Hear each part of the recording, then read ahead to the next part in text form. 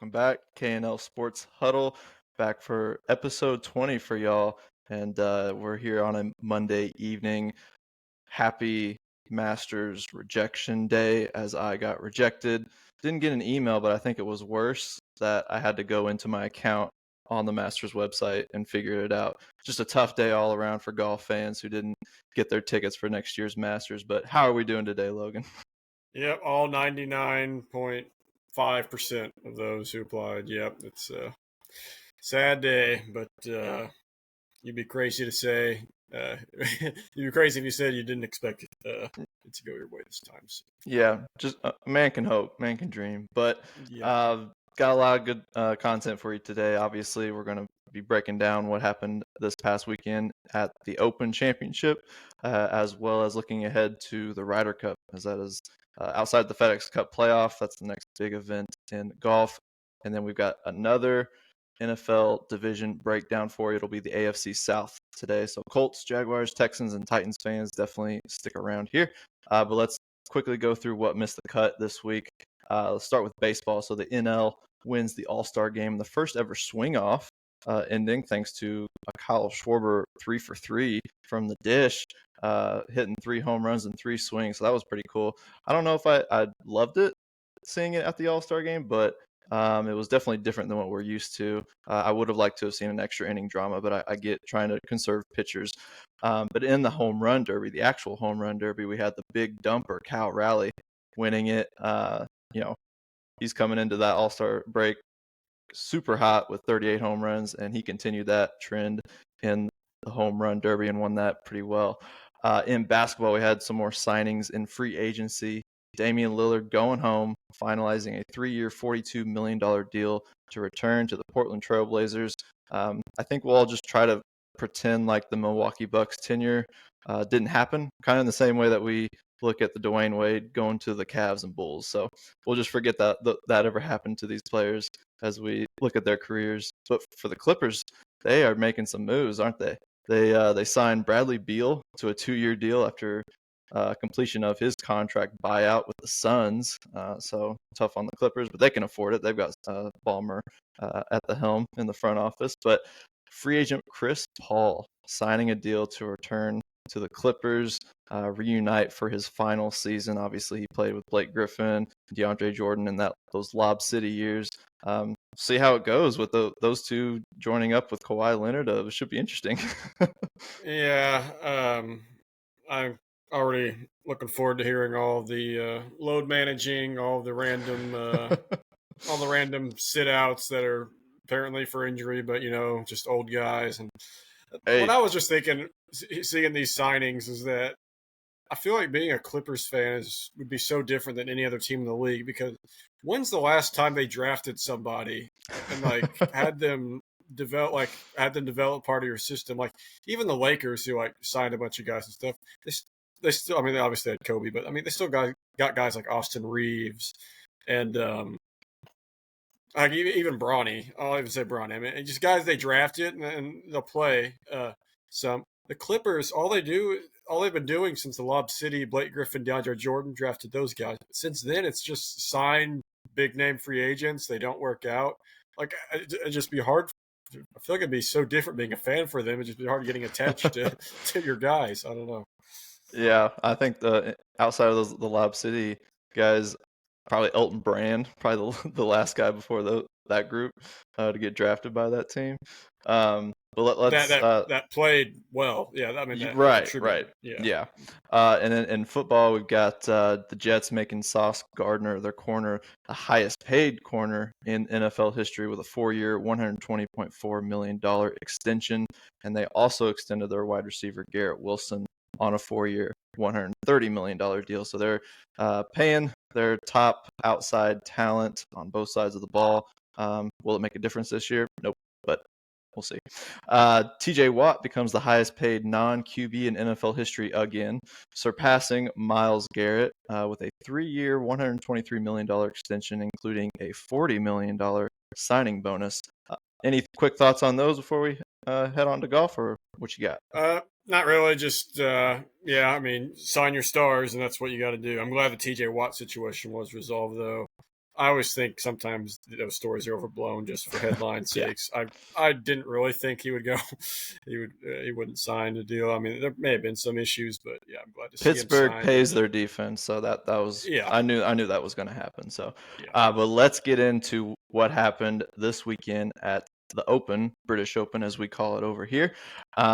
Scottie does Scottie things, and he takes home the Claret Jug on Sunday. It was an incredible weekend of golf. I got up at 3 in the morning each morning to start watching on Central Time. It was a lot of fun. Just got my cup of coffee and started watching golf in the wee hours of the morning. But a lot of fun this weekend watching golf. So Scottie, an incredible weekend. He gets his fourth major, third on the Grand Slam journey, I guess. So he's got the Masters now, he's got the PGA Championship, and now the Open Championship. And just watching this weekend, it was clear Scottie is just inevitable. And it was just a treat to watch him do his thing this weekend. It was, I think, one of his best performances of his career. We've seen him put up a lot of great performances throughout even just like the past couple of years where he's really blown up on the scene in the PGA Tour. He's just a likable superstar in this sport. And I really tuned in when he spoke before the Open, and after in the interviews. Just spoke volumes about his character and showed the importance he puts on being a great father and husband more so than being a great golfer. And he's talking about how he's going to celebrate this, but it's not the end all be all for him. And I think it just really points to the fact that he loves the grind more than the result. I think you see a lot of players who love to get to the result, the win, and that's everything to them. I mean, just think about Rory and getting the Masters and what that did and how he was afterwards, up until this weekend where he played pretty well. But for a while there, he was kind of off his game, and I think a lot of it was just like he finally got the result. And for Scottie, and obviously people are going to compare him to Tiger. These are the type of guys that they love the grind, they love getting back to work, and the result isn't always the goal, and it's more just putting in the work each and every week. Because I'm telling you right now, he went right back out onto the driving range the next day after winning this Open Championship. So, give me your thoughts on Scottie's performance this weekend and what you thought about it all. yeah. And I believe everything he said about how his priorities are being a good father, and that's what. It's just Also, his words got not taken out of necessarily. context a lot, like But he doesn't care or something. well, it's fun, and that might be true, but that just shows you how good he is because then he went out. He said that before, then went out and kicked everyone's ass Right. for 4 days. So yeah, very likable guy. Some claim he's boring. I understand why they say that because out there he looks like a machine sometimes. Um, I mean, credit if you had to declare a weakness in his game the past couple of years, you'd say it'd be his putting, Yeah. but that absolutely was not the case this past weekend. Yeah, he had so many clutch par saves. Some of his approach shots weren't Scotty-esque, but he had so many good saves that when other guys faltered, he remained the course and ultimately finished 17 under. I was going to claim he was the only guy who finished in the 60s every single round with the 68, 64, 67, 68. But actually, no, Nikolai Hogard shot 469s. So nice by him, but Oh, God. not. But still, I mean, still incredible. I mean, consistent every day. I almost you could convince me that he got bored on hole number 8 on Sunday and double bogey that on purpose because he wanted to challenge because he just wanted to spice things up because he ended. I forget. Do you remember how many holes that was that he gone bogey free? Oh, I don't know the exact number, but I know It it was was a a lot. super long streak. It was 30 something holes. Yeah. But Yeah. but yeah, no one ever took advantage of that. No one no one who was at the top of the leaderboard played excellent on Sunday. Now there were guys who played like I'll give credit where credit's due to guys like DeChambeau and Wyndham Clark, guys who Yep. played horrible, and I mean horrible on Thursday. Yet they both finished in the top 10 by just absolutely grinding it out. I think DeChambeau set the record for a 54-hole score Friday, Saturday, Sunday. Then I think Clark tied it. So credit to those guys. That shows you. You kind of wish they played better on Thursday, so it would have been a little more exciting at the end. But still impressive. Bryson's used to the 3 rounds of golf with Liv. Yeah, exactly. And so I think that trend kept going for him. But yeah, with Scottie, when he had a 1-stroke lead at the end of round 2, I was worried for the rest of the field then. Like I wasn't like, as soon as I saw him at the top of the leaderboard, I'm like, oh gosh, this is not good for the rest of these guys. They're going to be chasing him the rest of this tournament. And after round 3, you kind of just knew it was over. I mean, maybe one guy could have caught him, and that was Rory. He kind of had the crowd behind him the whole weekend. You could really use that momentum, but it was just not meant to be for him, because Scottie was just peppering Royal Portrush with birdies in all 4 rounds. Yeah, he was one of those guys at the top that they haven't played bad in the Sunday. Just none of them played great to make Scottie sweat at all. And Rory played pretty well Saturday. He made that great eagle putt on 12. That was pretty cool. He made several good putts that round and several good approach shots. But yeah, so yes, like you said, Scottie's just inevitable, and he's now in Phil Mickelson territory of just needing a U.S. Open to claim the Grand Slam. So we talked about this a couple months ago, and so next year it's at Shinnecock Hills. That is a very difficult golf course, but the year after that is, I think, sets up well for Scottie. That's Pebble Beach. I might just go out on a limb and say he gets it done that year. 2027. Yeah. At least he doesn't have to go back to Oakmont for another 8 years. So I think between now and then he's got to get it because he's not going to get it at Oakmont. That's just incredibly tough. But Scottie does join Tiger as the only 2 players to ever win the Open, whilst being the world number 1 golfer. His putting is come a long way, because like you said, that was one of the things that if you had to name a weakness, that was it. But looking at his 4 major victories, he won in 2022 Masters by 3 strokes, 2024 Masters by 4, 2025 PGA by 5 strokes, and 2025 Open by 4 strokes. He's the first player in over 100 years to win his first 4 majors by 3 strokes or more. He's just, whenever he gets up, he stays up and he dominates. He leads all players in cumulative major scores with a 32 under par, 21 strokes ahead of the next place man in Rory McIlroy. The best fact that I saw after the Open was it took Tiger 1,197 days from winning his first major to his 4th. Scottie just did it in the exact same amount of days, which, I mean, that's what are the odds of that? So like you said, he'll have a shot at the career Grand Slam at next year's U.S. Open at Shinnecock Hills. But I love the 2027 look ahead at Pebble Beach, because as far as U.S. Open courses go, that's one of the easier ones you can, and they keep going back to it. We've mentioned it before. I don't know why they keep going back to it, but I guess it's to give players a bit of a break from the Oakmonts and Pinehursts of the world.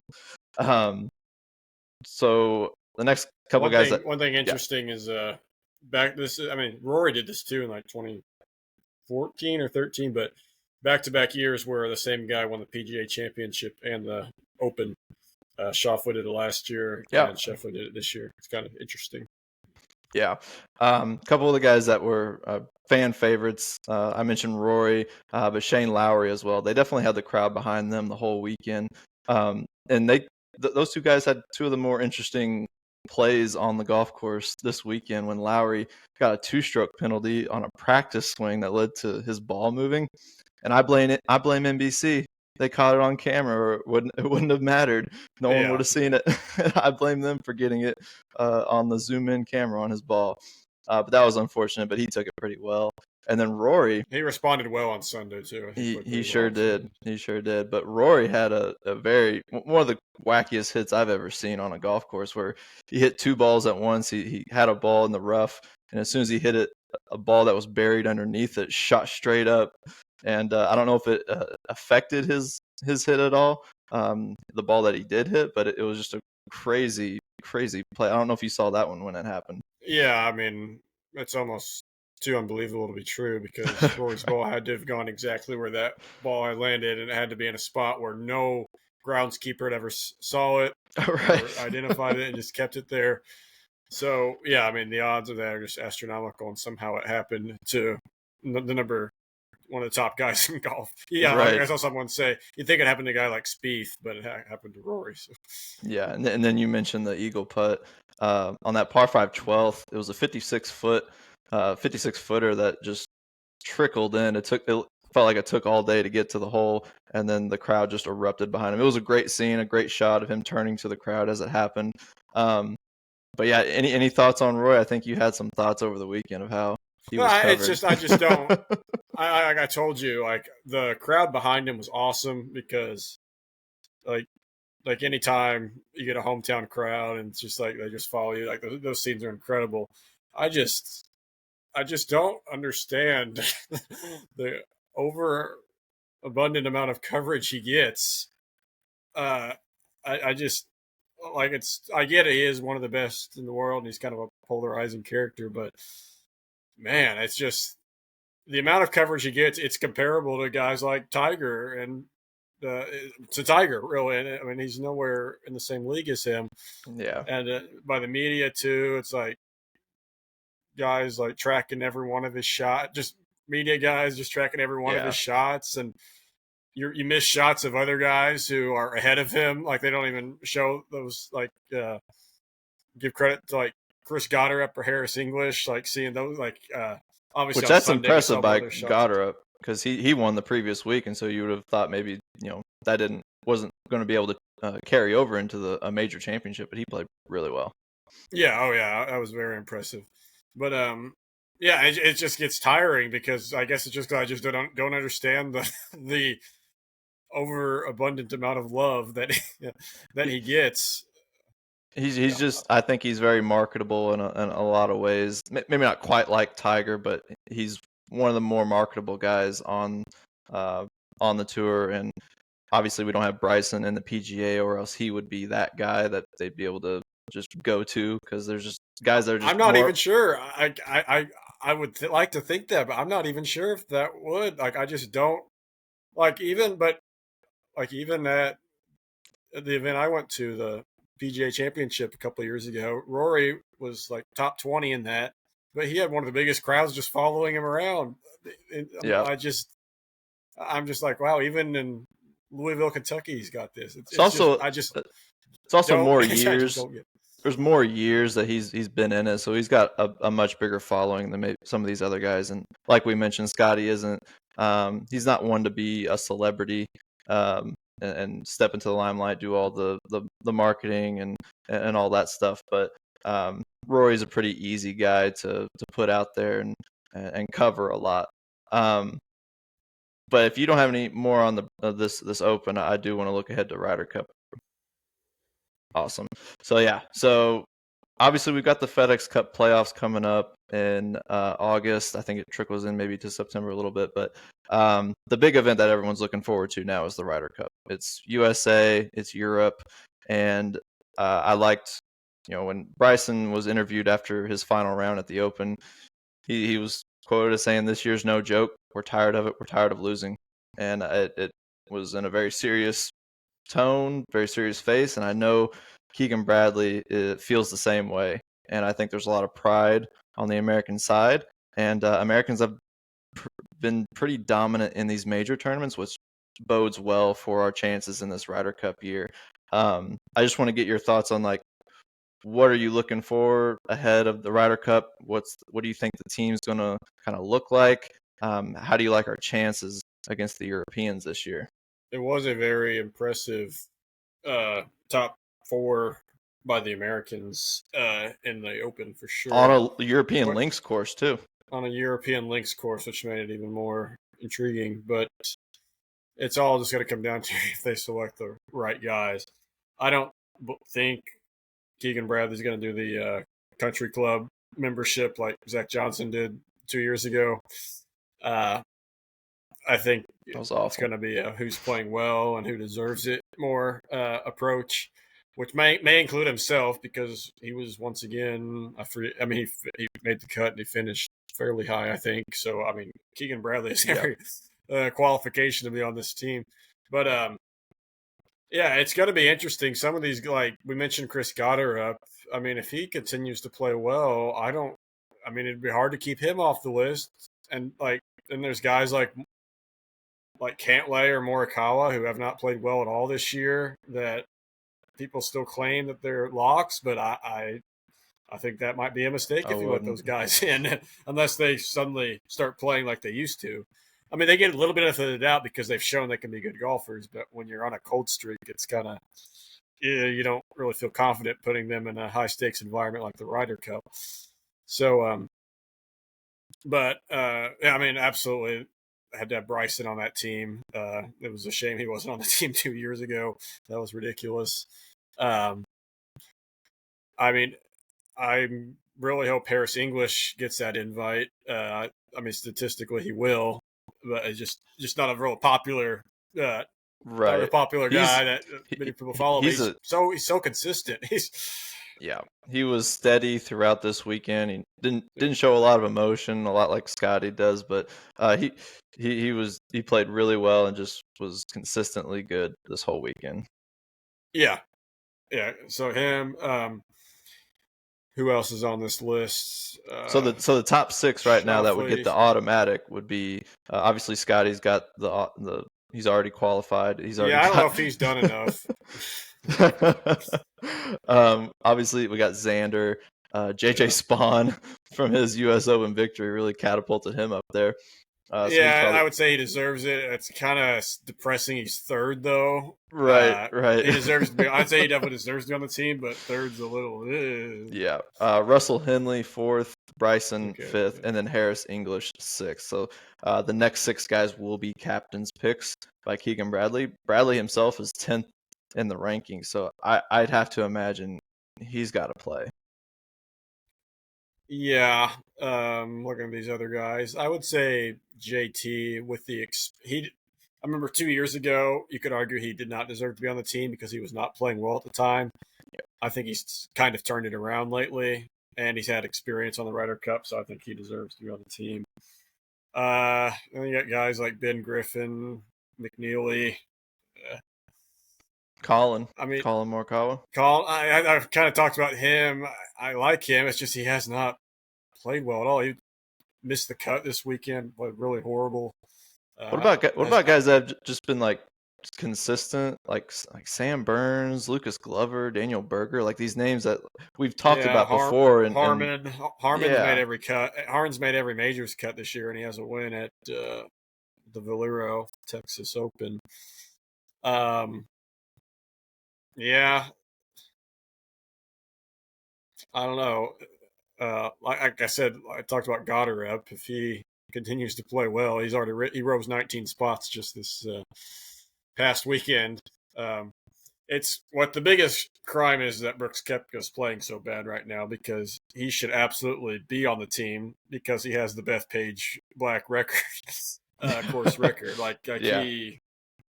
He's just a good character. I feel like to have on a Ryder Cup team, but yeah, he Especially hasn't if shown. Bryson's going to be on it too. Especially if Bryson's going to be on the team, but he just hasn't shown anything lately that he deserves to be on the team. So. Well, let's do a short little scouting on our competition here with the Europeans. Obviously, Rory is already qualified at the top of their rankings, but they in their top six they've also got Robert McIntyre, Tommy Fleetwood, Tyrrell Hatton, Shane Lowry, and Sepp Straka. As I look kind of down the list of who Luke Donald might pick, the one name that really stands out is John Rahm, but kind of looking at the way that Luke Donald, his view on live, he kind of has a complex stance on the live golf players. While he does express a desire to have strong players like Rahm and Tyrrell Hatton, obviously Hatton could get there automatically, but he has emphasized that they must earn their place, and he won't grant them any special assurances due to their live affiliation. So we might not see Rahm be on this team or be selected for this team. Which would be great for Team USA. Right. He's on a bit of a hot streak. I mean, he's always in contention, it seems like, this year. Yeah, he hasn't won anything that he's been contending. So yeah, absolutely. He's ranked 21st on this list. So I'd be surprised if he's not on the team. Then you look at those guys from 7 to 12. I would assume he puts Justin Rose on the team. Yes. A veteran guy. I would be shocked if he's not there. Hovland's been playing decent this year. He hasn't. I don't know if he's won this year or not, but I mean, I would imagine he'd be on the team. He has experience and all that. Interesting that Rasmus Højgaard's 7th and his brother Nikolai is 25th. Yeah. 25th, yeah. I wouldn't be. You could put both of those guys on there. I think they both do pretty well. So I could definitely see Oberg and maybe based off his open performance, Matt Fitzpatrick. Yeah, he might have to have one more good performance between now and then to secure a spot. But yeah, he did play better than he had been in the open. Dietrich's been kind of consistent all year too. Those top guys though for Team Europe, that's going to be tough for the Team USA for sure. It's going to be fun. I'm definitely looking forward to it. We'll see how the rankings change, especially for our U.S. squad going forward as we head into September for that great weekend. That's going to be right on my wedding weekend. So I'll have to bring a TV to the venue. But before we move on to our NFL division preview, if you are listening on YouTube, make sure you do hit that like button, subscribe to the channel at KL Sports Huddle. If you're listening on Spotify, go ahead and follow us, give us a rating and a review. We would much appreciate it. We are also on Instagram at Huddle KL Sports. You can see some of our content in short snippets, as well as any breaking news in the sports world. We've got the AFC South this week. Obviously, we've got a lot of Colts fans. I'd assume that from back home who listen to us. So we'll just start with them. But this whole conference or this whole division, little bit of a mediocre division, kind of in some ways a lot like the AFC East. Last year, the Texans took home the division title for back-to-back years for them. We saw a bit of a regression from C.J. Stroud. Jaguars, Trevor Lawrence got hurt partway through the year, so their season was pretty much over. They fired Doug Peterson. They got rid of the GM. They kind of cleaned house there and brought on Liam Coen. The Colts, they're at a bit of a crossroad with Anthony Richardson. Titans just got Cam Ward. But with the Colts, it's time to figure out what they got with Anthony Richardson at QB. It's now or never, whether they're going to pick up that 5th-year option for him. I'll let you have the floor first on these Colts. You can show the fans your polo there. You got a bit of a hometown bias with the Colts. A little hometown bias, but I'm going to be reasonable here. Definitely 17-0 and Super Bowl all the way for the Colts this year. Right before I go into that, I'll just give a very quick overview of the division. Like you said, Texans won it last year. They have won 4 of the last 7 division titles. Both the Jaguars and Titans, though, have also won it this decade. The Colts have not won this division since 2014. This season, the AFC South will be playing the NFC West and the AFC West. So AFC West, we'll talk about them next week. I think that's the best division of football. NFC West, okay. But that does mean a lot more travel time for these teams, especially the Jaguars, Titans, and Colts, who are on the east side of the U.S. And because of that, all the strengths of schedules, they're all below. They're all in the bottom tier.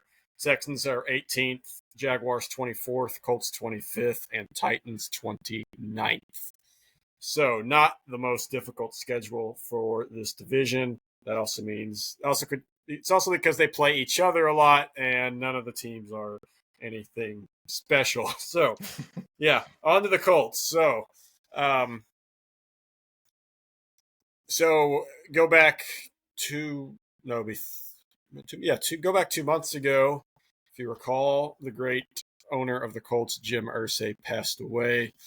He had been dealing with illness or something for a while now, and now they have new ownership. It's the Irsay daughters, and I really like back then. Last couple of years, I just have been befuddled by these off-season decisions by the Colts, but I think I think it's just because they didn't want to do anything major while Irsay was in poor health, which is why Chris Ballard, the Colts GM, still has a job because I don't know. I mean, this will be year number 9. So in 8 years, 2 playoff appearances, 1 playoff win, 0 division titles, no answer at quarterback, and he's going into year number 9. So yeah, any other team I feel like would have gotten rid of this guy a while ago, but I'm just gonna say it's because they didn't want to do anything drastic. Maybe Ballard was close to the Ursays, so and they didn't want to, which not great for a fan base, but you kind of understand it. But having said that, now that there's new ownership, I feel like pressure's on everybody this year. You mentioned Richardson, yeah, pressure's super high right now. We don't even know if he can stay healthy for a full season. We don't know if he can complete 50% of his passes. We know that he can throw a deep ball. Like there's no denying that. Anyone who's seen his highlights, like if you just compiled his highlights, it's honestly could be one of the best highlight tapes you could ever see from a quarterback. And I'm not just being a fanboy. It's true, but the lows are just incredibly bad. Just you can't hit 5-yard ins or 5-yard outs. It's just extremely inaccurate. But yeah, like I said, the GM's going to be under fire because if Richardson doesn't work, I would imagine he's out the door. I would imagine Shane Steichen, the head coach, will also be out the door if things don't go well this year. But having said that, I mean, we don't even know if AR is going to be the starting quarterback, though, week 1, because they signed Daniel Jones in the offseason. Normally, you would kind of just laugh at that because what's Daniel Jones shown that he can do any good? But recent history, I feel like, has shown that guys like Sam Darnold, Baker Mayfield, Geno Smith, these guys go to a new team who played horrible on another team, they kind of revive their career. So it's not crazy to think that Daniel Jones can be a capable starter for the Colts. And if that's true, then the Giants might just need to burn the whole ship down. Yeah. With Richardson, I thought he was an interesting draft pick whenever they did draft him because he had a lack of college experience, just in general. Like he just hasn't played a lot of football, and he just has not been available since joining the team. Out of a possible 34 games that he could have played in, he's only played in 15. And then the games that he has, it hasn't been pretty. 11 touchdowns against 13 interceptions and a completion percentage just over 50%. And so I guess, yeah, there is a QB battle in Indianapolis between Richardson or Jones. And it's time will tell to see who ends up starting week 1. And it could be a situation where the guy who starts week 1 won't be starting halfway through the year. But yeah, the QB. Here's the interesting thing, though, is that you look back these last 2 years where Richardson hasn't played too often and the quarterback play's been shaky. Well, the Colts haven't been bad by any means. I wouldn't say they've been great, but they've been 9-8 and 8-9. Yeah. Going, I mean, their season, like they're not. It's come down to the wire each year if they're going to make the playoffs or not. So on paper and just by record, it looks like they're just like steady quarterback play away from being a playoff team and possibly a division winner. But I mean, it just shows you how important quarterback is for the success of NFL teams. Yeah, they got a couple key additions, or one key addition of note with corner Travarius Ward. He was once undrafted. He worked to become a number 1 cover guy with the Super Bowl champion Kansas City Chiefs. But he's been richly rewarded as the Colts basically had their best corner since Stephon Gilmore in 22. So at least they've got that going on the defensive side. But as you mentioned, New right, coordinator too. They got Lou Anarumo from the Bengals, who the Bengals were bad on defense last year, but before that in his tenure, it was bad personnel last year. I mean, the Bengals had a pretty decent defense, and the Colts desperately needed a change in scheme, I believe, after Gus Bradley was there for, I believe, 3 years. So, they also have names on defense. DeForest Buckner, I feel like, is one of the most underappreciated D tackles in the league. Like, he's just an absolute freak of a man. They signed Cam Bynum from the Vikings too to play for safety. He's a pretty underrated guy, I think. So their defensive success has got to come down to if their previous first round pick edge guys ever develop. That's another thing in the Chris Ballard tenure. You could argue the three most important positions in football for a good team are quarterback, left tackle, and your edge rushers. He's hit on offensive tackle. They do have a solid offensive tackle, but man, he's missed on a lot of edge rushers. Last year they drafted Latu. And if you recall, they picked 15th last year, but they had the choice of the best defensive guy in the draft, because that was that crazy draft where the first 14 picks were offensive players. Yeah. So he had a lot of pressure on him. Usually 15th overall picks don't have as much pressure, but I feel like being the first defensive guy, you got pressure on you, and he had an meh season. And they also have Kwity Paye, who's been there a few years. He was a first round guy, but it's just they haven't been great on the edge. And if just one of those guys steps up, I feel like that could just catapult this defense, and then you don't have to rely on steady quarterback play as much to be successful, especially in a weak division like this. Yeah, plus they got a solid running back. We haven't even mentioned Jonathan Taylor. Yeah, I think the receiver core is decent too. Pittman, Josh Downs is one of the really good slot guy. Alec Pierce is one of the best deep ball catchers in the league, especially last year. So yeah, I think they have enough weapons. Their O-line's decent. Like I said, they have Bernard Ryman, offensive tackle. They've had Quentin Nelson, who's one of the best guards in the league. He's just an absolute force. So yeah, it's all there for Richardson to succeed, or if it comes down to Daniel Jones to succeed. It's just a lot of ifs. I wonder if, like, given the fact that they drafted Tyler Warren, that having Daniel we loved that pick on draft night, and I don't know, I almost feel like having Daniel Jones as the starter might be the best thing for this team, given the fact that he can just dump it down to a Tyler Warren type, versatile threat that he is, that we saw at Penn State this past year. But yeah, I think that pickup was great, and I think if it is Richardson, this is a great safety net that he can have with Warren. Question is, can he complete those short passes to Warren? We know he can complete a deep ball, but we don't know if he can complete the short passes. Hey, just motion Warren, and they'll hand it off to him. That's what Penn State did all season. and it worked. It worked. Just quick notes on last year and this year for the Colts. So last year, like I said, they went 8-9. The absolute perfect definition of mediocre. They went 1-7 against teams with winning records, went 7-2 against teams with losing records. That's the perfect definition of a middle of the pack team. This year, their schedule, one interesting note is that, would you agree with me that probably Houston and Jacksonville and the Colts are probably the top 3 teams in the division? Yeah. I'd probably agree. So they don't play Houston nor Jacksonville until week 13. And then 4 of their final 6 games, that means 4 of their final 6 games are against the Jaguars and the Texans. So that tells me if the Colts don't just stumble completely out of the gates, that the AFC South race could come down to the end of the year. But as for the Colts, most Colts fans know, the two horrible streaks that have been going on. They have not won at Jacksonville since 2014, and they have not won a week one game since 2013.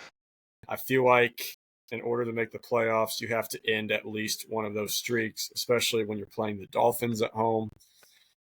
But yeah, it's another thing about that. What's weird about that week one streak is it's not like the Colts have been the Browns or just a really bad team these last several Yeah. years. They're just like right in the middle of the pack. It's just very strange that they have not won a week one game since 2013.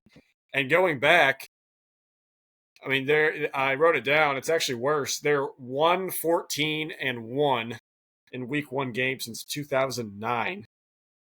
And so that one win was in 2013 at home. It wasn't even an impressive win. It was week one, 2013 at home with Andrew Luck as your quarterback. They barely beat the Raiders. Can you tell me who that Raiders quarterback was in that game? I will give Terrell you a Pryor. hint. It was Terrell Pryor. I was Oh, going to say let's it go. was an Ohio State. It was a Buckeye guy. But yeah, it took. So that was the best the Colts have been all the 2010s. And yeah, they barely beat a Terrell Pryor led Raiders team at home in week one. And that's the only week one win they've had since 2009. So it's just baffling that they haven't done it. But if they win week one this year, who knows what happens the rest of the year. That's awesome. Terrell Pryor Raiders. I love it. I'm surprised you got. I know you're an Ohio State guy, but I'm surprised you got that. Yeah, it just came to me just all of a sudden. I'm like, 2013. That was just a few years after they won the Sugar Bowl. Over under, I'm seeing at 7.5 win total. I'm gonna go under. I'm gonna say they'll probably get right at that like 7 win total. That's a -120, so not a ton of value. But this division, I'm not really getting a ton of value on my picks on this one. What do you got for? I'm going Colts? over. I just see. They're just the perfect definition of mid. They're going to go 8-9 or 9-8. They didn't make enough huge moves to move the needle. And like I said, they were 8-9 last year, 9-8 the year before. I think Daniel Jones, assuming that both those guys don't get hurt, Daniel Jones is on the exact same Yeah. level as a Gardner Minshew, Joe Flacco guy. And what do they do with that? They went 8-9 and 9-8. So I feel like it's going to be exactly the same. So I'll go over that 7.5. I'm banking on the pressure, the heavy pressure on the QB, head coach, GM weighing on them this year, and they'll lose at least one more game. Let's look at the Jacksonville Jaguars. So they went 4-13 last year. It was a tough year. Obviously, Trevor Lawrence went down with that injury, but he has a lot to prove under the new head coach, Liam Coen.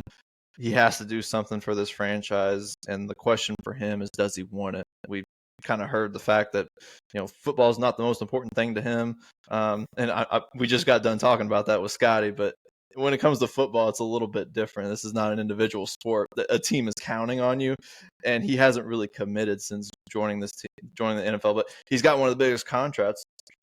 So it better start playing like it. $5 years, $275 million. Yeah. Crazy. And one of the things I think, if you look at Jacksonville's front office, will they regret trading their 2026 first rounder to get Travis Hunter? Who knows? I don't know how they're going to use Travis Hunter. Obviously, they want to use him at wide receiver and then maybe sparingly at corner. I think one matchup that's really intriguing to look at is in Week 3 versus the Texans. It'll be the first meeting since the Azeez Al-Shaair hit on Lawrence that ended his year, and kind of got chippy there, especially with that hit. So that'll be interesting to see as tempers flare in that game. But the main question here is it all comes down to Lawrence. I love that Liam Coen's this slick new offensive coordinator, offensive head coach that's going to be taking on this team. What's he going to be? Is he going to be the Sean McVay type, or is he going to be the Mike McDaniel type that's not going to be able to lead as well as he should? But it does start and end with, can Lawrence commit? Yeah, I think it's As for the Travis Hunter thing, I think that's the right move when you're a small market team and you got a guy up there that's such a polarizing figure who doesn't let his own fan base and all that. I think that's a good move. I'll credit their child GM for doing that. Um, um, I'm telling you, that's the youngest looking 34-year-old. They claim he's 34 Right. years old, but it's amazing how young he looks. But yeah, Trevor Lawrence. Could you imagine if back in 2021, if the Jets would have had that first overall pick and they would have taken Trevor Lawrence and we would have had the exact same results there? I mean, he would be under so much more scrutiny Right. and so much more pressure. It's the fact that he went to Jacksonville. It's that just now people are just now finally starting to realize, hey, didn't we think Trevor Lawrence was going to be really good? What's going on here? Because think about it, he's only played two. I would say he's played two half good years. So what was that? 2022. At the end of 2022, they got hot, went to the playoffs, had that epic comeback, and at the start of 2023, they also started playing really well, and then they fell apart by the end of the year. But yeah, outside of those two half seasons, it's been not great results with Trevor Lawrence. I mean, you talked about their season went off the rails after he got hurt. Well, they went 2-7 in games that he started, and went 2-6 in games that Mac Jones started to finish 4-13. So I mean, the results really didn't change that much. Their defense was also really bad last year, which is kind of surprising considering I feel like they have one of the best edge rushing tandems in the league with Josh Hines Allen and Trayvon Walker. Yeah. Maybe the most unpopular first overall pick in the last decade, but he's not a bad player by any means. He's actually a pretty good edge rusher. But yeah, they were dead last in the AFC in total defense. It's just, yeah, like you said, it all comes down to Trevor Lawrence. Does he have the right weapons with him? Does he have enough to work with? So he has ETN and Bigsby as his running backs. I think that's serviceable enough. And then Brian Thomas Jr., who had a pretty much you could call it a breakout rookie year. He played really well last year. Yeah. Add that with Travis Hunter, who I would hope he plays more wide receiver than cornerback. I feel like that's what the Jaguars need more. So yeah, I think there's enough there, and with an offensive guy like Liam Coen, there's enough there for the Jaguars to get back to that level where they were 2 seasons ago. But I mean, Doug Peterson's, you would say he was a good coach. He couldn't succeed here in Jacksonville. Urban Meyer was a great college coach. He absolutely did not succeed here in Jacksonville. So you just wonder if it's just a doomed job once you take it. We'll see. I think they'll improve this year a lot. I think an offensive guy like Liam Coen will do wonders to Trevor Lawrence, assuming he stays healthy. Yeah. See, I look over under for the Jaguars. I'm seeing at around 5.5 is like the main line there, but I'm gonna go look at the 7.5 and go under at -115. I have it at under 7.5. Kind of the same thing I have with the Colts, so it's going to be a tight race there. What do you have for the Jaguars here? This is a tough one. This is a very tough one. It's a very tough one. That's 7.5 because especially trying to get value on the Jags is not easy. Trying to get value.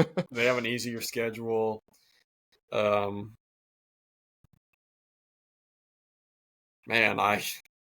I put them in the same. I think I'll put them in the same tier as the Colts, or I see them at like 8 wins. So I'm going to go over. This is definitely my least confident bet, Right. probably at the AFC South, but I think I would go over just because I think there will be some improvement. Because I mean, it's not like Trevor Lawrence is awful. Yeah, not a bad quarterback. It just has been disappointing. So with an offensive guy in there, I feel like that should make things better. And yeah, I'm going to go. So that's why I'm going to go over. All right. Houston Texans. 2024, they went 10-7. We had a bit of a regression, as I mentioned, with CJ Stroud from his rookie year. He had that amazing rookie year. But then obviously last year it looked like he was running for his life. But this year they're looking to three-peat as division title winners. can they finally compete for an AFC championship? We don't really seem to talk about this team in the same way as the other division winners in this conference. You know, we don't put them up there with the KC and the Buffalo and the Baltimore. And this team's won back-to-back division titles. You mentioned they won 4 of the last, 7? So this is a consistently good team in a weak division, yes. But is this finally a year that we can put the Texans in that tier with those guys? It's so weird because the eye test shows that C.J. Stroud and the Texans regressed last year, but I believe they finished with the same record. They won the division, and you can claim, well, it was the AFC South. That's terrible. But they once again won a playoff game, and they took the Chargers to the woodshed and just absolutely destroyed them. And they played Kansas City okay. They looked like they belonged on the field with them. So right.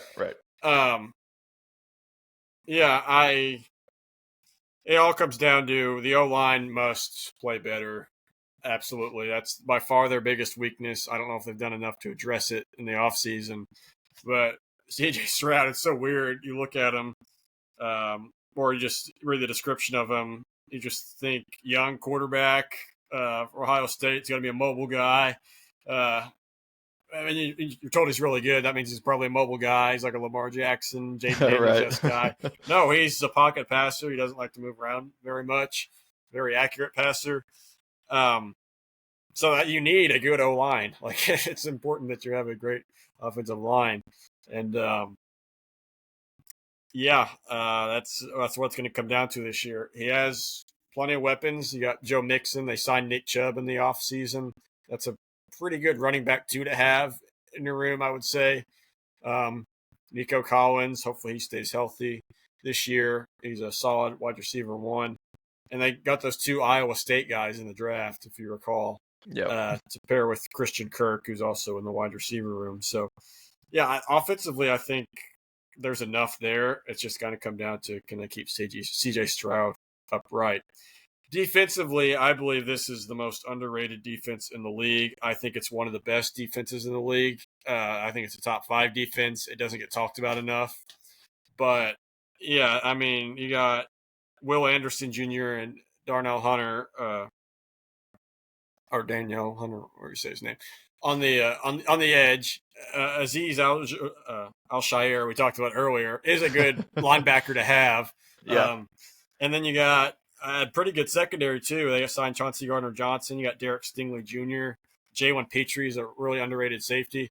So, I think this is a very solid defense. You kind of saw it in the playoffs. I mean, they picked off Justin Herbert 4 times. They held Kansas City to just 23 points. Now, I think this defense is good enough to compete with the top teams in the AFC. I really think they are. I feel like their whole season comes down to, can you keep Stroud upright so we don't see any kind of slump again like we did last year? Yeah, very impressive, very underrated defense, as you mentioned. One pickup that they do have on the offensive side is offensive coordinator Nick Caley. He should be able to help the offense, which was held back by coaching errors last season. Honestly, this offense could be league average. And as you mentioned, with that defense, this could be a very scary team come playoff time. Caley, though, he's had some good experience. He's been in the Sean McVay incubator for the last 2 seasons, and he was with the McDaniels Belichick Patriots before that. So he's gotten a lot of really good experience from some very intelligent minds in football. So it'll be interesting to see how he affects the offensive side of the ball. They do lose Laramie Tunsil on the O-line, which could make things a little bit difficult for the third-year QB and CJ Stroud. But I really think he's going to bounce back from a sophomore slump that ultimately did still end up with a division title. Yeah, and they're rightfully still the favorites in the division. Yeah. They did lose Stephon Diggs in the offseason, even though he didn't play. He only played half the season last year. I think that's the best. Tank Dell is still hurt, right? I believe so, yes. But the Diggs, getting rid of Diggs, I think, is the best decision for any team. That's probably right. I'm just thinking down the line if injuries happen. But you drafted 2 receivers early in the draft, so they're kind of aware that you got to keep the arsenal ready to go if someone goes down. So yeah, for the over. Oh, I'm taking the over again. On this is another over. I'm This is taking great. the AFC South. 9.5. I mean, I think this is for sure double-digit win team, assuming everyone stays healthy. Uh, yes, they won the division, so they're going to play the Baltimores and the Buffaloes, but it's still just what did I write? 18th strength hardest schedule. That's not bad for a division winner. So yeah, and you got to play the AFC South. So I am for sure taking that over 9.5. especially at especially Defense at is plus good. value. I'm seeing at plus 105. It's not great plus value, but it's just interesting that even an over 9.5 is where the line's looking at for Houston. I think I'm right there with you. I'm taking the over on that. Um, Last team to look at here.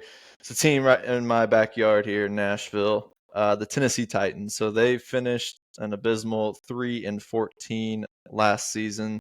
Um, Obviously, all eyes are on Cam Ward, except for eyes for primetime games because the Tennessee Titans don't have any. Um, Hopefully Cam Ward is going to give us some flashes of what he can be in this league. That's all it's really asking of him this year. I think they can be a game or two better because I think Will Levis, their QB last year, really just lost them at least 2-3 games just from bonehead blunders on offense, just handing it to the defense. Here in Nashville, the Did you new see the news Nissan. that he's out? Yeah, Yeah, we yeah, just he's saw the news today that he will be out for the year. So, I mean, they never declared Cam Ward the starter, but I think it's a pretty done deal now. now it's a done deal. Yeah. And here in Nashville, the new Nissan Stadium's getting built. I drive past it sometimes, and it'll be ready by 2027. So hopefully by that point, Ward will be in his third year and might be leading this team to the playoffs. But Tennessee, they're hopefully they get their center Cushenberry back off a torn Achilles. That could really help strengthen the O line for a young quarterback. But I do still see it as a rebuild year? Question mark. Or does this roster have enough to actually contend in a weak division such as this one? Is the switch from a Levis to a Ward all that was needed? Because this roster was able to compete with a lot of good teams, and it isn't that bad of a roster. Just Levis just threw away some games. If Cam Ward has a Jaden Daniels like year, yes, they Well, could yeah. absolutely. But I'm not saying that because I would say there's some teams that if Jaden Daniels played for, that team still wouldn't be very good because they're Yeah. bad enough. But it would take a lot. I feel like their defense was, I mean, they were rightfully underrated because the team was bad record wise, but while their defense was not bad at all, they were the best in the AFC or pass defense and total defense for yards per game. I mean, that's pretty good for a team Yeah. with that bad of a record. Problem is Yeah. they were awful, and I mean absolutely awful against the run. That's kind of why their defense wasn't winning them many games.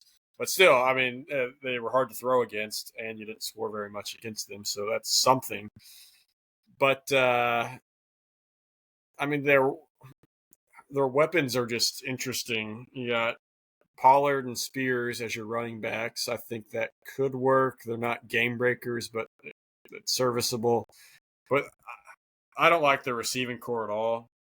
Calvin Ridley's not a wide receiver one. He'd be a solid wide receiver two on a lot of teams, but he is not a wide receiver one. Tyler Lockett just adds to the meme of Titans signing old washed receivers. He's joining the likes of Andre Johnson, Julio Jones, and all the great ones who have worn Titans jerseys at the tail end of their careers. But I mean, Cam Ward's frankly, you could say he's a winner. I mean, he played for 3 different colleges and succeeded at all 3, with rising up each tenure. Like he was at Incarnate Word, won there, went to Washington State, was a winner there, in Miami, played really well there. So he's unlike Anthony Richardson, who we talked about earlier. I mean, this guy has experience and he's shown that he can win. So yeah, as long as he doesn't commit the boneheaded turnovers that Will Levis did, I think he can keep them afloat. and keep them fairly competitive in this division. But I still don't see them on the same level, I don't think, barring major injuries by the other teams in the division. Yeah. I mean, so if this team gets a game better, 2 games better, and it's pretty much another disappointing season, albeit a rebuild year, is Brian Callahan, going to be on the hot seat this year? It all depends Because on how Cam. It all depends on how Cam Ward looks. If he looks like he's going to be really good in the future, he shows signs, I think Callahan's job will be safe. If he looks horrible, there might be some warm cushions. it is an impulsive owner with Amy Adams Strunk, but she ended up taking down the GM instead of the coach last year. So we'll see what happens with Callahan. But what do you got for the over under win total? So do you have it at 5.5? That's where I have it at. Yeah. I don't like this one. It's like similar to the Jaguars one. I'm not a huge fan of this one either. I'm going to go under. I'm at 5. They'll show a 2-game improvement. That's my prediction. I think a lot of these teams are going to be pretty close, at least in my predictions. I've got unders on both the Jaguars and Colts at 7.5, but I've got the Titans at over 5.5. Not plus value on it, it's minus 120, but I see just those 3 teams kind of being packed in together, trying to fight for second place. So yeah, I got them at over 5.5 for their win total. But I will say something interesting about their schedule. I don't know if I rarely ever see this, but so they play 3 straight road games earlier in the year, but the entire month of November, keep in mind November has 5 Sundays. They never leave Tennessee. They have a home game, then a bye, and then 3 straight home games. So essentially, they have 4 straight home games in the year with a bye in there, which I think is just. I mean, that might be nice come November. I mean, Nashville's not super cold, so you want to, or so you won't have the travel bug anywhere. But also, this is just a stat that I want to throw out there. I forgot to throw this out last week, but if you were curious, the cheapest NFL game you can get a ticket to involves these Tennessee Titans. The Titans at Cleveland Browns in Week 14. Tickets start, and keep in mind, this is the off season where tickets are usually kind of expensive because you don't know. There's always hope for all these teams, so you don't lower the price to get people to go. But yeah, so Titans at Browns Week 14. Tickets start at just $22. Those are some cheap tickets. I don't think I'll find myself in Cleveland though anytime soon. Yeah, that might be a pretty brutal watch. But I know Panthers games at times last year, like during the season, like they were getting into single digits. But yeah, 22 is very, very low for an off-season ticket. Yeah. For the division standings, I've got the Texans taking it for the 3rd straight year, followed by the Jaguars, Colts, and Titans, rounding out the AFC South. What do you have it as? That's the exact order of the betting odds: plus 110 for the Texans, plus 300 for the Jags, plus 310 for the Colts, and plus 750 for the Titans.